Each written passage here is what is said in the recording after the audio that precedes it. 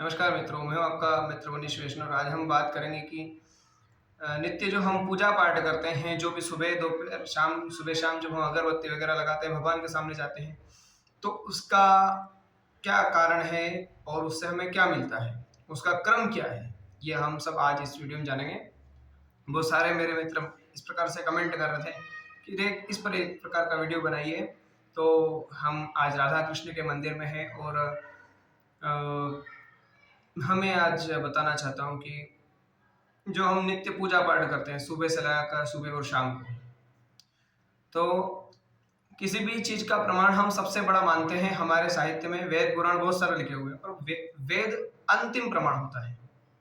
वेद में जो बात लिखी गई वो अंतिम है। तो वेद हमारा ऐसा कहता है कि अथर्वशीर्ष में ऐसा कहा गया है कि सायमधियानो दिवस कृतम पाप नाश्यति, प्रातरधियानो रात्रिकृतम पापम नाश्यति। जो भगवान का ध्यान सुबह के समय करता है वह रात्रि में किए हुए पापों का नाश कर देता है, और जो सायंकाल में भगवान का ध्यान करता है वह दिन में किए हुए पापों का नाश कर देता है। एक बात क्लियर हुई? मतलब जो भी हम पूरे दिन में जो कार्य करते हैं, उनसे जो हमसे गलतियां होती है जीवन में, वो सायंकाल में भगवान का ध्यान करने से, उनकी पूजा करने से नष्ट हो जाती है। और जो भी हमसे रात्रि काल में जो पाप बन पड़े वो प्रातः काल पूजा करने से नष्ट हो जाते हैं। ये तो रही पाप की बात। अब पाप नष्ट होता है ना नष्ट होता है, खैर वेद कहता है तो ये सत्य बात होगी, पर वो क्रम क्या है इसका, किस प्रकार से पाप नष्ट होते हैं। देखिए, जल कर्मों की खेती है।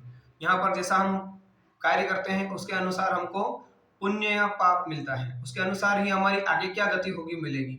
भगवान निर्दयी नहीं है, किसी को अच्छा बना देता है, किसी को बुरा बना देता है, किसी को आपको मनुष्य बनवाए और आपके पैरों के नीचे करोड़ों चींटियों को, करोड़ों जीव जो मर रहे हैं जाने अनजाने। तो भगवान निर्दयी नहीं है, जो कर्म करते हैं उसके अनुसार उनका फल उनको मिलता है। तो आज हम इस वीडियो में इस प्रकार से जानेंगे। अब समझने वाली बात है, थोड़ा लंबा वीडियो बन सकता है, पर आप इसे आराम से देखेंगे तो आपको समझ में आएगा कि हम सुबह शाम पूजा पाठ करते हैं उससे क्या होता है।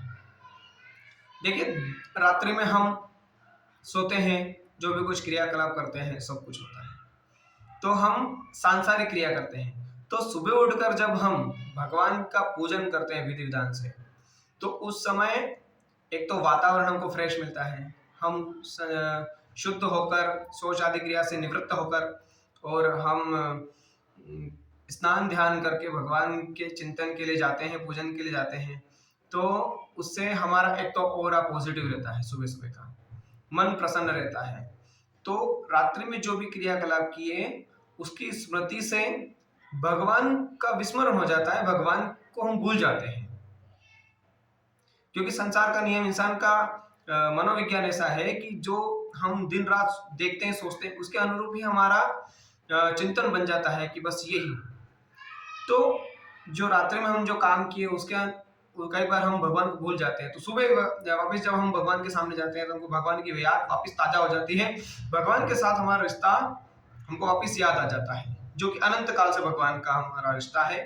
बाकी ऐसे तो हमारे कई जन्म हुए हैं और होते रहते हैं, और हम कई बार मरे हैं, जिए हैं, जन्मे हैं, और फिर आज इस अवस्था में मनुष्य रूप में आए हैं। दूसरा, जब ऐसा कि ऐसा जब हम दिन में कार्य करते हैं तो सबसे ज्यादा हम भगवान को भूल जाते हैं और दुनिया में रम जाते हैं। तो सायंकाल में वापस जब घर पे आते हैं और भगवान का चिंतन करते हैं, धूप बत्ती वगैरह जो हम भगवान को दीपक वगैरह करते हैं, तो उससे वापस हमको भगवान की याद ताजा हो जाती है। हम किस प्रकार से भगवान से जुड़े हुए हैं, भगवान से हमारा किस प्रकार संबंध नाता है, वो वापस हमको याद आ जाता है। हो गया क्लियर? अपने संबंध को याद करने के लिए इसको संध्या वंदन कहते हैं। ब्राह्मणों के लिए इसको त्रिकाल संध्या में परिवर्तित किया गया है। ब्राह्मणों के लिए सुबह जो ब्रह्म मुहूर्त का समय होता है वहां से लगाकर सूर्योदय तक समय जो रहता है वो उनके संध्या वंदन का समय रहता है। दूसरा, उनको 12 बजे के समय जब दिन परिवर्तित होता है, सूर्य अपने पूर्वाह्न से अपराह्न हो जाता है, यानी पूर्व से चलकर दोपहर में आता है, बीच मध्य में रहता है, और मध्य से अगर वापिस जो ढल पश्चिम में जब जाता है, उस समय जो संधि काल है उसको भी संध्या कहते हैं। उस समय उत्तम ब्राह्मण लोग, उत्तम जो विद्वान लोग हैं और साधु संत लोग हैं, वो उस समय क्रिया करते हैं, भगवान को वापिस याद करते हैं। तो और संध्या के समय जब दिन अस्त हो रहा होता है, जब सूर्य नारायण जा रहे होते हैं, तब फिर संध्या होती है। और बहुत सारे जो सिद्ध और अति उत्कृष्ट, अति उत्तम जो लोग रहते हैं, साधु संत लोग और ब्राह्मण लोग, वो रात्रि में तुरंत संध्या करते हैं। मध्य अवस्था में जब रात्रि में 12 बजती है, उस समय फिर से एक संध्या होती है। खैर हम तो सांसारिक लोग हैं, इतना सब नहीं कर पाते हैं, सुबह शाम की जो पूजा है वो सब करते हैं। अब इसका एक क्रम बताता हूँ जो शास्त्र में बताया गया है, और किस प्रकार से बताया गया, उसका कारण भी मैं बताता जाता हूँ। सबसे पहले हमको सुबह की स्नान वगैरह करना है, निवृत्त हो जाना है, शरीर हमारा शुद्ध होना चाहिए, शौच आदि क्रिया से हम निवृत्त हो जाएं। उसके पश्चात हमें भगवान के लिए, उसके बाद हमको स्नान करना है। स्नान के बाद में हमको गौमूत्र या गंगा जल या भगवान का चरणामृत मिल जाए तो, इस चरणामृत हम अगर हम पूजा कर रहे हैं, हम पुजारी हैं, तो चरणामृत नहीं मिलेगा, तो आप जल लेकर एक बार अच्युताय नमः, केशवाय नमः, माधवाय नमः, यदि आप शिव उपासक हैं तो शिवाय नमः, रुद्राय नमः, पशुपते नमः, इस प्रकार से बोलकर पी लीजिए। 3 बार पी लीजिए, 4 बार लीजिए। उससे क्या होगा, देह तत्व, आत्म तत्व और विद्या तत्व, इन 3 तत्वों की शुद्धि होती है।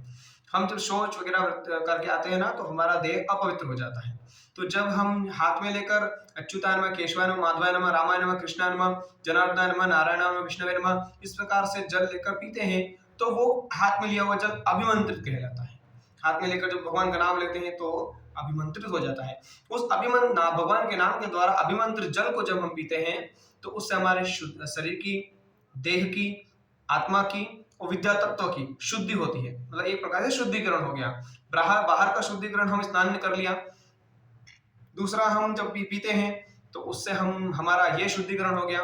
तीसरा, उसके बाद में जब हम भगवान अच्छे धुले हुए वस्त्र धारण करें, भगवान के मंदिर में जाएं, तो सबसे पहले हमें इतना कर लिया, उसके सबसे पहले हमें धूप लगानी है। धूप क्यों? जब से आज ये मंदिर है, हम यहाँ पर आए तो धूप चल रही है। उसका कारण क्या है कि जो वातावरण में जो हमारे श्वासों के द्वारा जो कीटाणु फैलेंगे वो नष्ट हो जाएंगे। दूसरा, खुशबूदार यदि धूप होगी तो उससे हमारा ऑरा भी पॉजिटिव रहेगा, हमारा मन अच्छा रहेगा।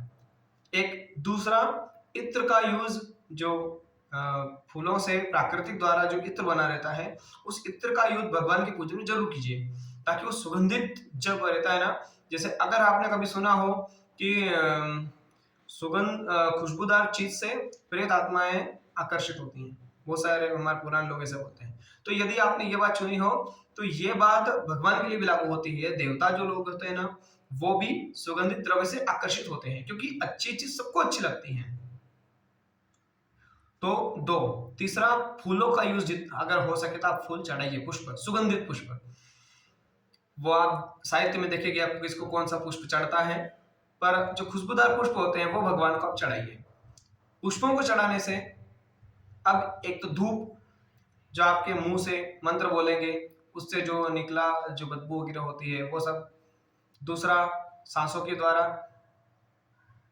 जो अशुद्धि होती है वो सब इससे खत्म हो जाती है। तीसरा, आपका ऑरा पॉजिटिव रहता है। हम खुशबूदार जगह में रहते हैं, भगवान से खुश, जब चारों तरफ से आप कहीं अच्छे मंदिर में गए हो तो आपने देखा होगा बड़े मंदिर में खुशबू, वहां की खुशबू आपको आकर्षित करती है, वो दुनिया से आपको काट देती है, आप भगवान के साथ एक अलग अलग संबंध महसूस करते हैं। दो, फिर आपको दीपक लगाना है, आचमन करना। सबसे पहले हाथों को शुद्ध धोइए, उसके बाद में आपको धूप लगाना है, दीपक लगाना है। दीपक क्यों? दीपक अग्नि है।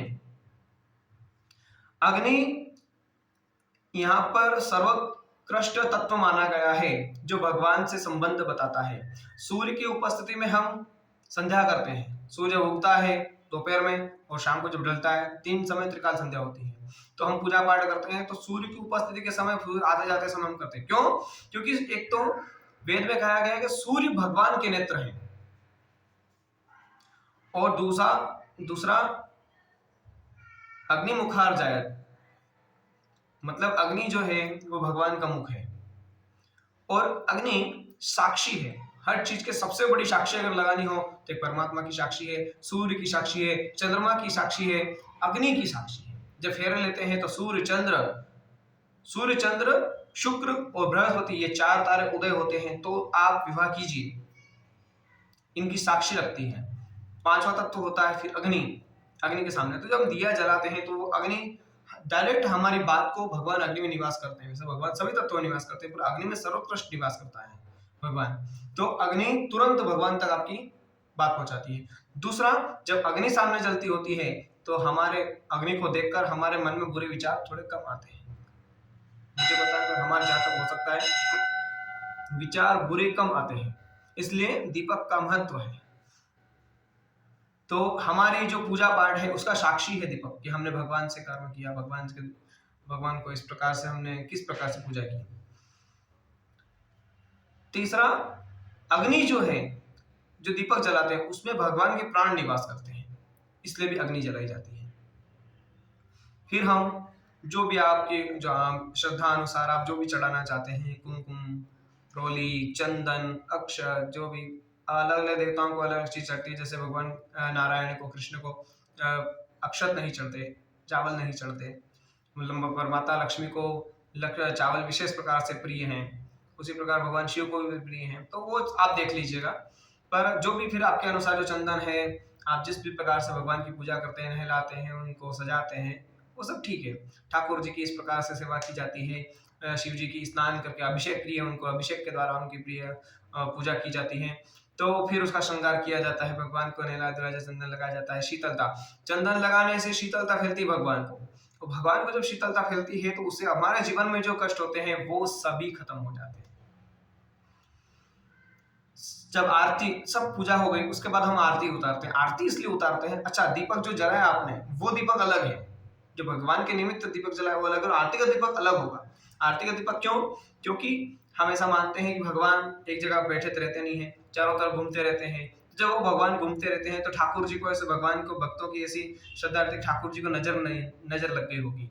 तो भगवान को नजर ना लगे, और अगर किसी की गंदी नजर लगी हो तो भगवान को हम आरती दिखाकर अग्नि के द्वारा उनकी आरती उतारते हैं। भगवान जो भी आपको नजर वगैरह कुछ लगी हो तो उसे हम उसका निवारण करते हैं अग्नि के द्वारा। तो ये आरती का महत्व, 7 बार उसको उतार जाती है। अलग अलग किताबों में, अलग अलग पुराणों में अलग अलग दिया गया है, पर हाँ ये आरती का महत्व है। सारी क्रियाओं का परिवेश आरती में जाकर खत्म होता है। फिर हम उनको पुष्पांजलि चढ़ाते हैं, पुष्प चढ़ाते हैं भगवान को, उनको दीपक लगाते हैं, नैवेद्य लगाते हैं। तो भगवान को स्नान कराया, भगवान आए, स्नान कराया, कपड़े पहनाए, फिर उनको भोग लगाया, जो भी आप श्रद्धानुसार, फिर उनको आचमन करवाया, भगवान को पानी पिलाया। हम पात्र भर के रखते हैं भगवान के लिए, और तुलसी पत्र छोड़ते हैं। शिव पूजन में हम बिल्व पत्र छोड़ते हैं। माता जी के लिए हम जो भी भगवान माता जी को पुष्प चढ़ाए वो उनको उस भोजन में छोड़ते हैं, ऐसा मानते हैं। फिर श्रद्धा सहित हम मानते हैं कि भगवान इसको भोग लगाइए, भगवान मानते हैं भगवान ने इसको भोग लगाया, फिर उसी प्रसाद को हम पाते हैं। अब इसमें बात ध्यान रखने वाली बात यह है कि हम सुबह शाम जो पूजा करते हैं उसमें सबसे महत्वपूर्ण बात यह है कि भगवान को जो चीज अर्पण की है उसको ही हम अर्पण करें, या जो वे खाते हैं